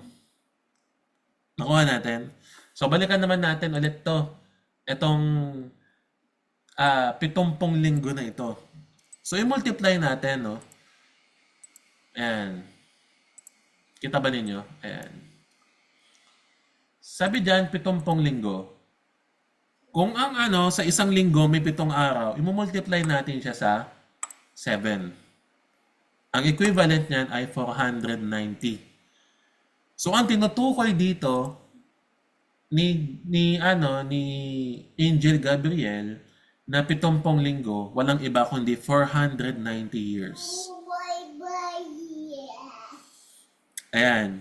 490 years. Sabi dito, 490 years daw ang binigay na palugit sa sambayanan at sa banal na lungsod upang tigilan at wakasan ng kasamaan at pagbayaran ng kasalanan. Pagkatapos daw ay maghahari na ang walang hanggang katarungan. Ayan. After ng 490 years daw, maghahari na daw yung walang hanggang katarungan. Diba? Sabi diyan. At ihahayag na daw at itatalaga ang kabanal-banalan. So, sino ba ang banal ng Diyos? Si Yahusha. Di ba? Si Yahusha ang banal ng Diyos. Sabi dito, unawain mo ito. Sabi diyan. Mula sa pagbibigay ng utos na muling itayo ang Jerusalem hanggang sa pagdating ng pinunong hinirang ng Diyos, ay lilipas ang 7 linggo. Ayan. So, ibig sabihin, mga kapatid, 7 weeks daw, itatalaga o i-rebuild daw yung templo, yung second temple. Kung titingnan natin, ano ba yung equivalent ng 7 weeks? 7 times 7. 49 years. 49 years yung ibinigay saan? Sa mga Israelita para i-rebuild yung templo hanggang sa mula nung panahon na i-rebuild ito. Mga kapatid. So 49 years lahat ng yun. Alam naman natin na na-rebuild yung templo, di ba? Nung 515 BCE, yung kaninang inana natin. Kaya natin to binigay to, ayan o. Na-complete na yung temple. Pero pag na-kompleto kasi yung templo kasi, yung ano pa lang yun, yung tawag doon, yung mga instruktura pa lang na, pero yung mismong pagbabalik sa normal ng mga offering, gano'n, hindi pa yun nangyayari. Diba? Tuloy natin. Yung yung pangitain binigay kay Daniel. Sabi dito, ayan, muling itatayo ang Jerusalem daw, which is nangyari. So, hindi pa nangyayari to panahon ni Daniel. Mangyayari pa lang. Diba? Mangyayari pa lang. Sabi dito, at ang mga langsangan at pader nito ay aayusin sa loob ng 62 linggo. Ito ay panahon ng kaguluhan. Ayan. So yung 62 weeks, panahon daw ng kaguluhan yon. So ano ba yung 62 weeks? Tingnan nga natin. Ilan yon? 62 times 7 equals 434 years. 434 years daw ay magkakaroon daw ng kaguluhan. So ito, kung titingnan natin, hinati-hati ni Gabriel yung kanyang, yung yung 490 years kanina, 70 weeks. Hinati-hati niya. So yung unang bahagi, yung pag-rebuild ng templo, which is 7 weeks. Yung next is yung bahagi ng yung ang tawag din kanina. Ayan, yung kaguluhan. Ayan, kaguluhan naman ay 62 weeks. So pag pinag-add natin yung ayan, 62 plus 7 equals 69. So pag times natin yan sa 7, meron 483 years ang ibinilang dyan. So may kulang pa tayong 1 linggo. Di ba? Which is 7 years para mabuo yung 490. Kasi kapag nag-add tayo ng 7 pa dyan, magiging 490 na. So magiging buo na yung yung 70 weeks na ibinigay ni Gabriel na palugit. 'Di ba? So tingnan natin, buuin natin ulit, no. Sabi dito, pagkalipas ng 62 linggo, yan, sabi dito, papatayin ang hinirang ng Diyos. Sino yan? Si Yahusha. Diba? After ng 62 weeks, papatayin daw yung hinirang ng Diyos. Ang lungsod at ang templo ay wawasakin ng hukbo ng isang makapangyarihang hari. So sa generation din na yon, wawasakin daw yung templo. Sino yung wawasak? Isang makapangyarihang hari. Kilala niyo ba kung sino yan? Yung makapangyarihan na hari na yan. Makikilala niyo yan sa Revelation. Sa Revelation, makikilala niyo yan. At tawag doon. Actually, bibigyan ko kayo ng ng clue. Isa siyang emperor o emperador. Yung hari na yan. No? Isang emperador yung hari na yan. Which is naman, tawag doon, si Nebuchadnezzar nga, sinugo ng Diyos, tinawag niyang lingkod kahit na, di ba? Para wasakin lang yung first temple. So itong hari na to, which is sumisimbolo sa sa fourth beast sa Roman Empire, ay wawasakin daw yung templo. 'Di ba? So hindi naman yun. Ibig sabihin ito, judgment to ng Diyos doon sa Israel, sa Jerusalem, mga kapatid. Sabi diyan, ang wakas ay darating na parang baha at makakaroon ng digmaan at pagkawasak na itinakda ng Diyos. Ayan. So, pag sinabing wakas, wakas ba yan ng sangkatauhan? Hindi. Wakas yan ng templo. Wakas ng Jerusalem. Nakuha natin. Sabi daw, diyan, darating daw na parang baha. So, napakabilis ng pangyayari. Ayan. At magkakaroon ng digmaan at pagkawasak. Kailan ba nangyari yung digmaan at pagkawasak na yun? Kailan? Balikan natin yung Kailan nangyari yon? 70 AD. Diba? 70 AD nangyari yon. Sabi dito, ang haring ito, yung hari daw, nasisira sa sa tawag doon sa Jerusalem, gagawa daw ng matibay na kasunduan sa madaming tao sa loob daw ng isang linggo. So yung kulang natin na isang linggo, ito pala yung gagawa ng kasunduan yung hari. Hindi si Yahushua yung gagawa ng kasunduan mga kapatid. Yung haring yung hari dito, yung tinutukoy dito, yung haring wawasak doon sa templo. Yung haring wawasak sa templo, gagawa doon ng kasunduan sa sa loob ng isang linggo, which is 7 years. 'Di ba? Pagkaraan daw ng kalahating linggo, ano ba yung kalahati ng 7? 7 divided by 2, 3.5. Kalahating linggo daw o 3.5 years daw ay patitigilin daw ang paghahandog, sabi diyan. At ilalagay niya sa itaas ng templo ang kasuklam-suklam na kalapastanganan at mananatili ito roon hanggang sa wakasan ng Diyos ang naglagay dito. Ayan.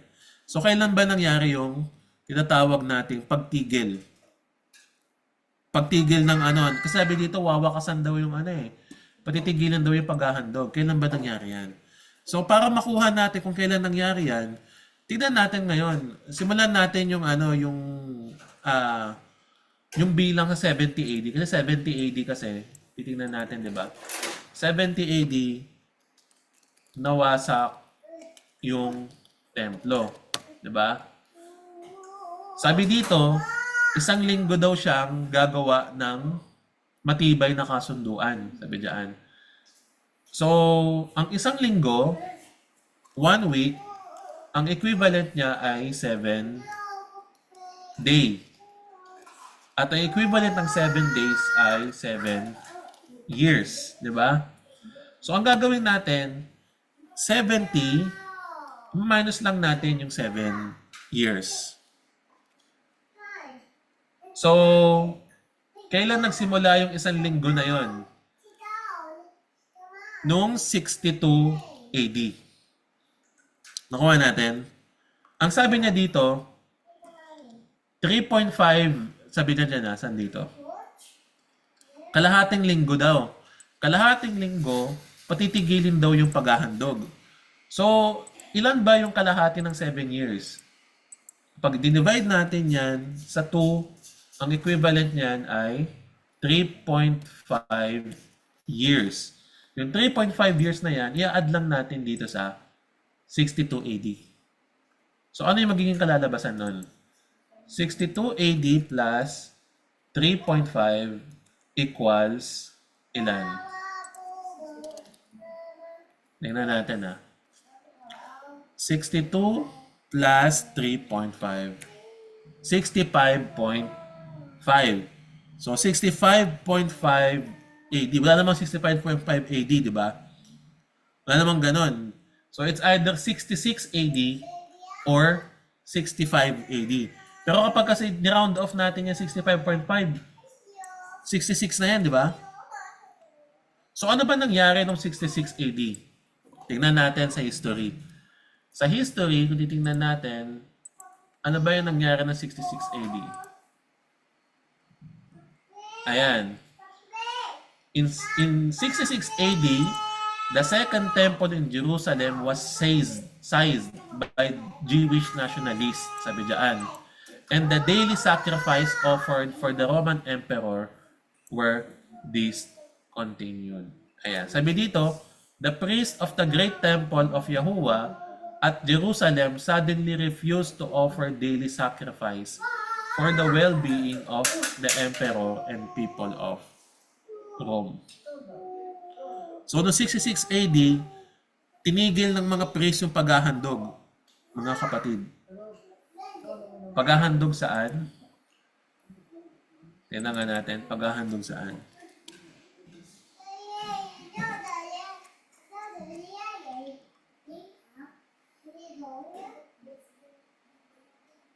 Ayan, oh. In the middle of the week, sabi dyan, yung paghahandog and offering.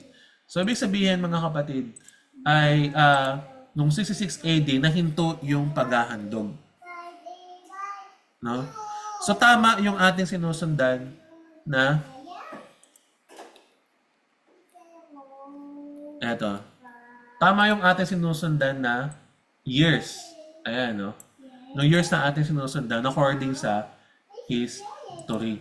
So kapag inad natin yung plus 3.5, yung kalahating taon, para mabuo yung 7 years, di ba? Ay ito ay magiging 69.5 equals 69.5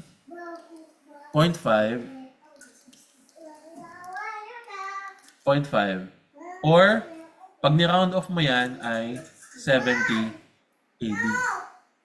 70 AD nasira o nawasak yung templo. Ayan.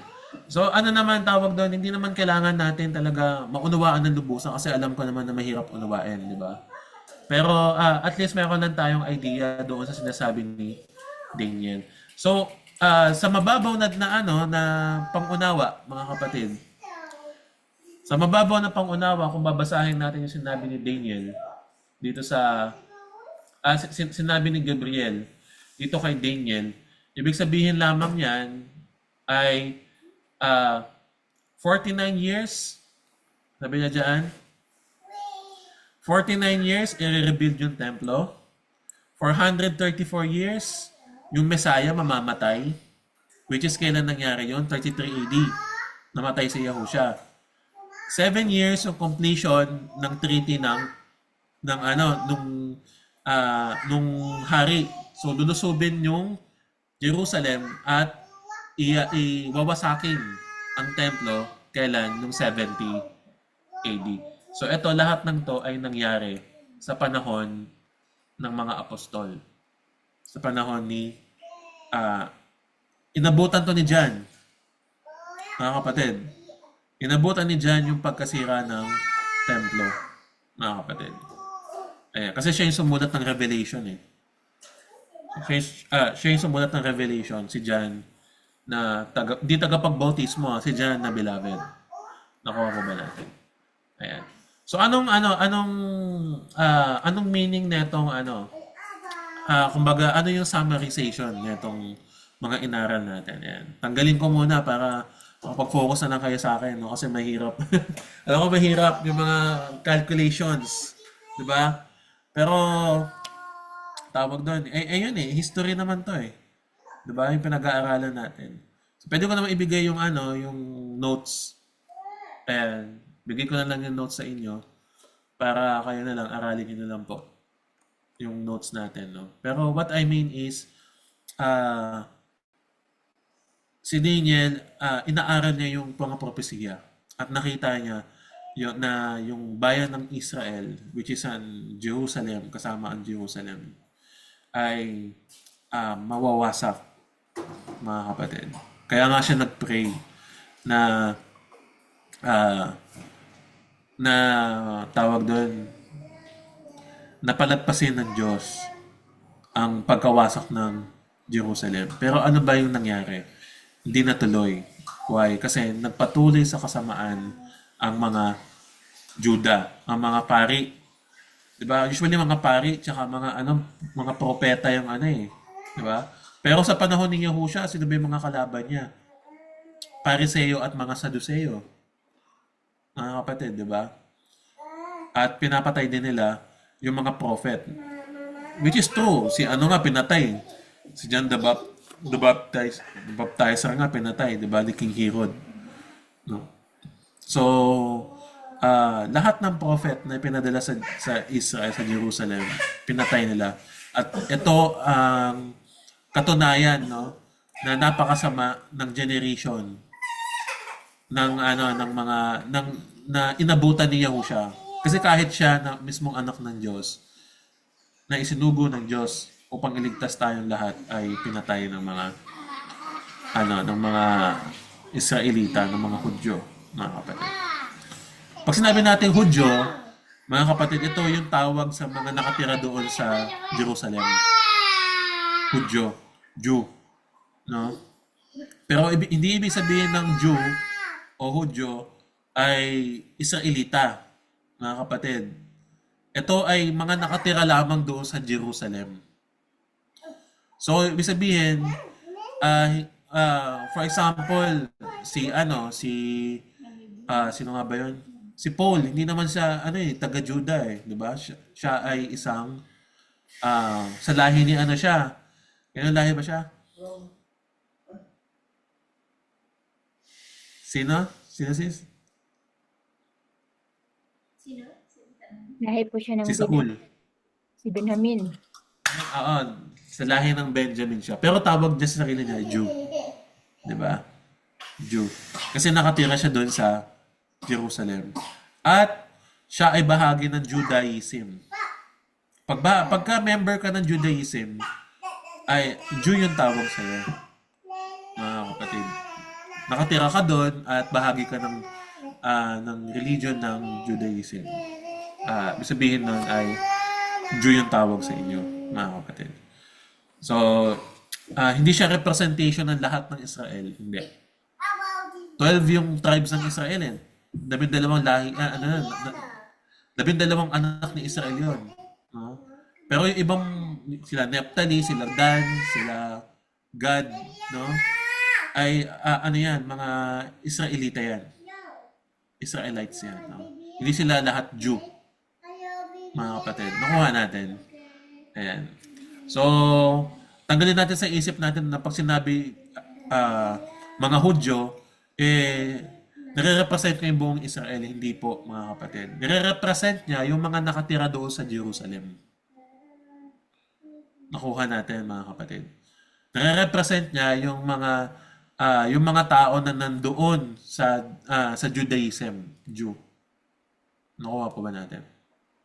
Kaya nga si Yahusha, hindi naman siya talaga tinatawag na Jew. Siya ay Hebrew, mga kapatid. Kasi unang-una, against nga siya doon sa Judaism eh. No? Sa Judaism, against nga siya doon. 'Di ba? So hindi siya bahagi ng Jew na 'yon na tinatawag na 'yon, no, mga kapatid.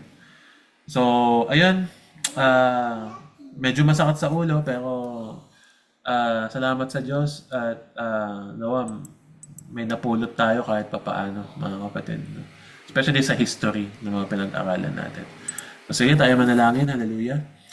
Ama, nadakila, salamat po sa aming inaral ngayon at natutunan. At ito ay alam namin na hindi pa to ang kabuuan ng lahat ng bagay, Ama. Marami pa kami dapat matutunan pero nais namin ay magkaroon lamang ng insight sa kung ano mga nangyari at mga posibleng nangyari doon na hindi naman namin ito inabutan pero ito ay magpapatunay kung gaano kadakila, kung paano naging kung gaano katotoo ang lahat ng mga salita, Ama, na ito ay mapangyayari at mangyayari at hindi mapipigilan at ikaw ay makapangyarihan, lahat ay kaya mong gawin, lahat ay kaya mong pasunurin. Hallelujah, kahit mga hari ng mga hari dito sa lupa. Hallelujah. Salamat po, Ama. Tuloy mo kami turuan at tulungan na aralin pa ito sa mga susunod pang mga pag-aaral namin. Especially sa mga next na chapter ng Daniel. Hallelujah. And we ask for wisdom and knowledge na mula sa iyo. Salamat po sa mga kapatid na naglaan ng oras. Tuloy mo kaming gabayan at samahan sa aming mga pananampalataya at sa aming mga pag-aaral na ito. Pinupuri ka namin, sinasamba at nadakila sa pangalan ng Panginoong Yahushua. Amen. Kaya mga kapatid, binabalik ko na po sa iyo. Hallelujah. Sister